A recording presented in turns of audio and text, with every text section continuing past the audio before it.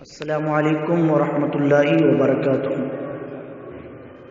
ہمارے اسلامک معاشرہ YouTube channel پر آپ کے لیے ایک سوال حاضر ہے۔ سوال بڑا ہی اہم ہے کہ اگر کسی عورت کا شوہر کئی سالوں سے تقریباً 3، 4، 5 یا اس سے زیادہ سالوں سے لاپتہ ہے تو کیا اس عورت کا نکاح اب بھی قائم ہے یا شریعت نے اس کو دوسرا نکاح کرنے کی اجازت دی ہے یا نہیں؟ برائے مہربانی اس کا جواب سماعت فرمائیں۔ جس گم شدہ مرد کی موت اور زندگی کا حال معلوم نہ ہو اسے شریعت اسلامیہ کی اصطلاح میں مفقود الخبر کہتے ہیں۔ مفقود کی بیوی کے لیے یعنی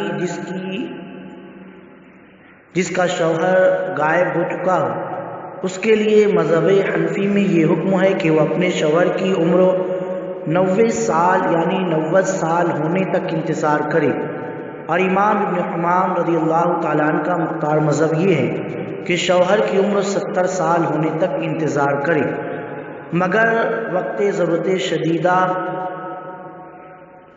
جس عورت کا شوہر غائب ہو چکا ہے سیدنا امام مالک رضی اللہ تعالیٰ عنہ کے مذہب پر عمل کی رخصت ہے۔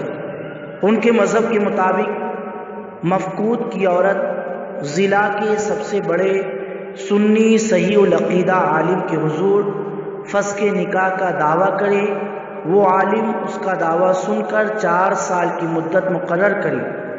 اگر مفقود کی عورت نے کسی عالم کے حضور فسخ نکاح کا دعویٰ نہ کیا اور بطور خود 4 سال انتظار کرتی رہی تو یہ مدت حساب میں شمار نہ ہوگی، بلکہ دعویٰ کے بعد 4 سال کی مدت درکار ہے۔ اس مدت میں اس کے شوہر کی موت و زندگی معلوم کرنے کی ہر ممکن کوشش کریں۔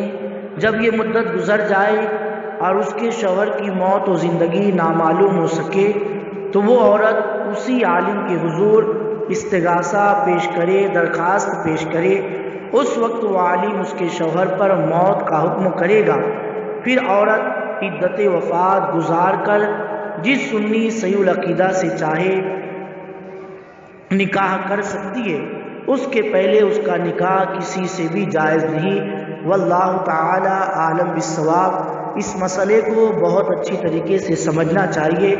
ہمارے معاشرے میں اس مسئلے کو غلط سمجھ کر لوگ بے روی کا شکار ہو جا رہے ہیں، اس لیے اس مسئلے کو علماء سے سمجھا جائے۔ اللہ تبارک و تعالی ہمیں عمل کی توفیق عطا فرمائے۔